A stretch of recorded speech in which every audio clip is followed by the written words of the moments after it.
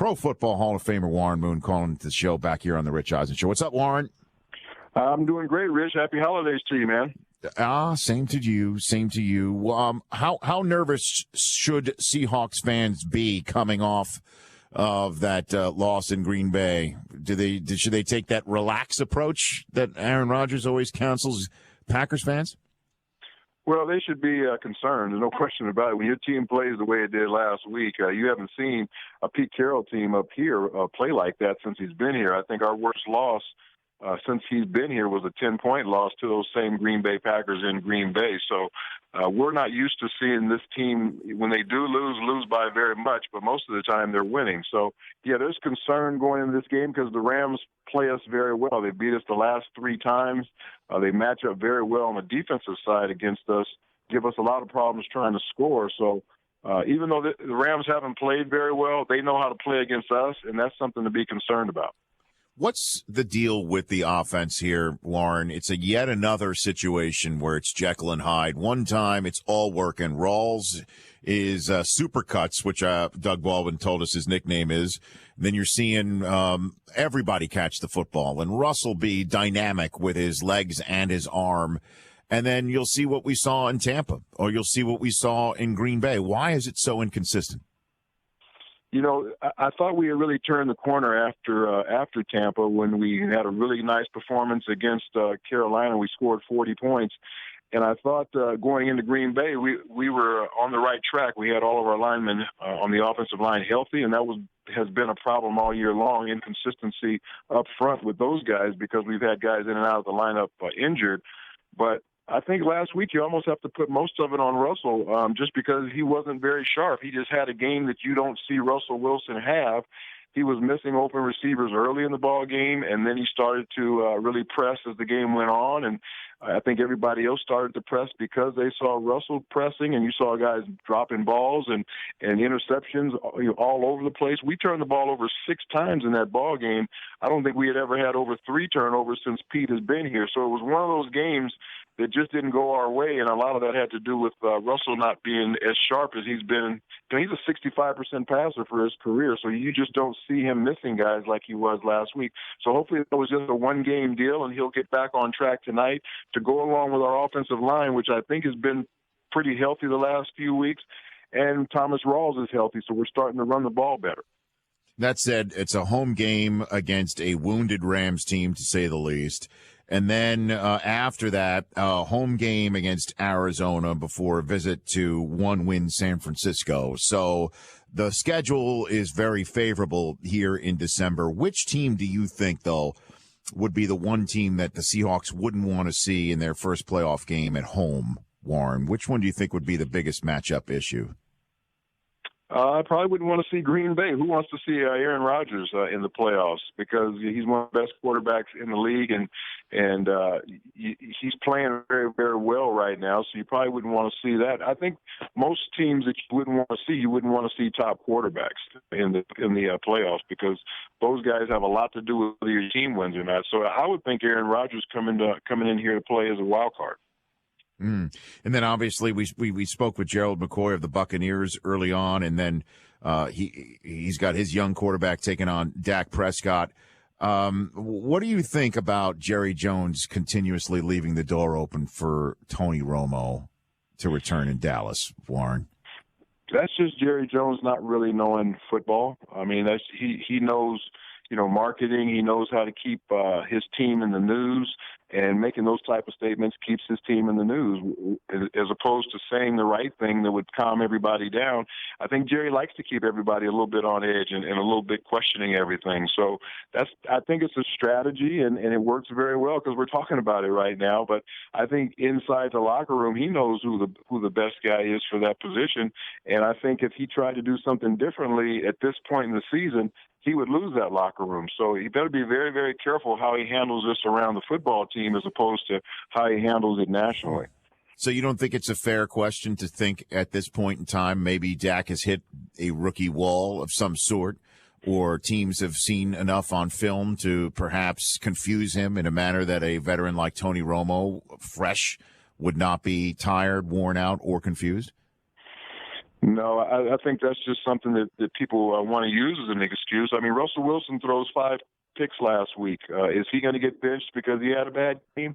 You know, Dak Prescott finally had a bad game, and I think everybody's been expecting this throughout the whole season, and it finally gets here, and now everybody wants to put him down on the bench. He's hit a rookie wall or whatever. We'll see if this continues to be a pattern. He's still got 3 games left to play. There are some tough competition on that schedule left for him to play, Tampa being one of them. So we'll see how it finishes out the season before we start talking about putting in your backup quarterback on an 11-2 football team.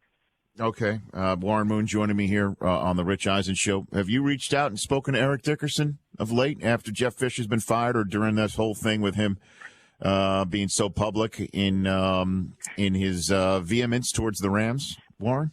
You know, I haven't. I was going to text him and say, if you need some sideline passes, I could probably get you a few from the Rams, but I haven't done that yet. But, you know, I don't think, you know, what Eric said had a lot to do with whether Jeff got fired, and it didn't help. It put it out in the media a little bit more, but I'm sure the ownership and management has seen what's happened with this football team. It's a good football team on paper as far as the personnel that they have. The quarterback position has been a problem, and that's always going to hamper your team if you don't have that position nailed down. But you would think that they would play better than what they have over the last 9 weeks, and I think that was kind of the straw that broke the camel's back as far as Jeff going any further. No, but it's you know, obviously it helps when you're calling radio for a team that's winning, as Pete Carroll has essentially done since he showed up here. But you're also no wallflower, Warren. You're going to give your opinion. You will criticize. Have you ever had any run-ins with Pete? Has Pete ever come up to you and say, "Hey, why would you say that on the radio," or something like that? Has that ever happened with you, Warren? No, I haven't, but I've never called for Pete's job either, and I think that's a little strong. And I think Eric kind of went that way. And when you start doing that, it becomes a little bit more personal. Because I would never call for Pete's job, no matter how bad the football team was playing, because that's not my position to do that.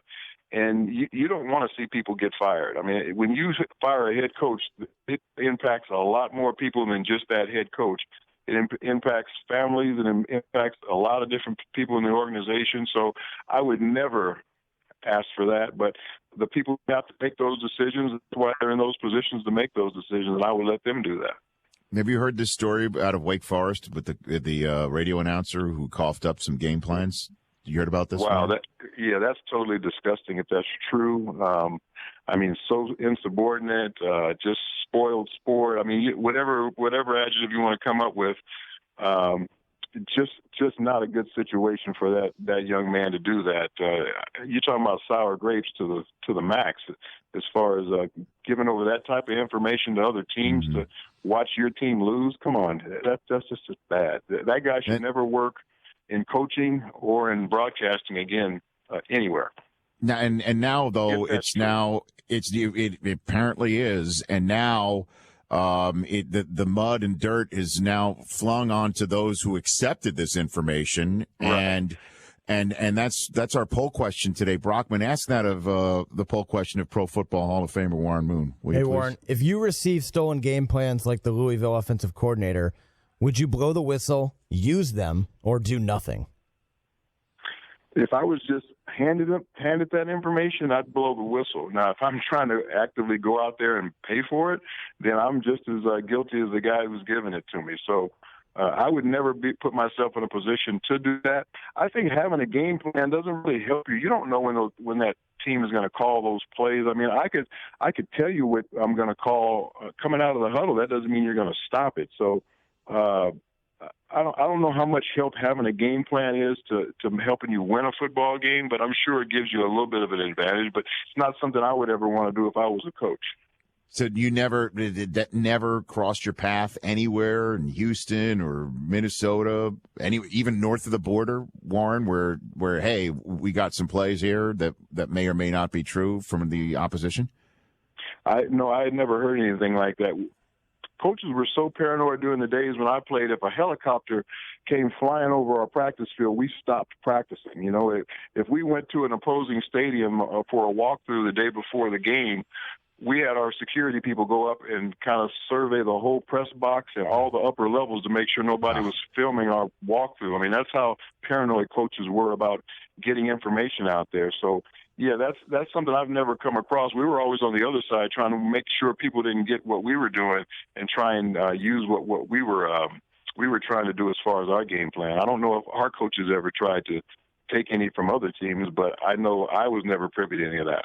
The last one for you, Warren. How much of a game are your Huskies going to give Nick Saban's Crimson Tide here in the semifinal? What do you got for me? Well, I think having this month to get ready for the game is really going to help our team as far as resting and energizing us. I think Jake Browning kind of wore down a little bit as the season ended, and he didn't play as well. I think he could use this time to get himself fresh again, because it's going to take their maximum physical and mental effort to beat this football team, because they're pretty dang good if you've never seen them play, and Nick Saban's going to have them ready to play, and we have to make sure we take care of the football, because if you turn it over against these guys, they not only turn it over, but they'll score. And we have to make sure we can get some turnovers and create some short fields so we don't have to go 70, 80 yards against that defense. So I think that's going to be the key to the game, taking care of the ball and trying to create some turnovers for ourselves. Always love chatting with you, Warren. I'll see you tonight. All right. Happy holidays, my man. Same to you. That's Warren Moon, at WMoon1. The Rich Eisen Show, weekdays at noon Eastern on Audience.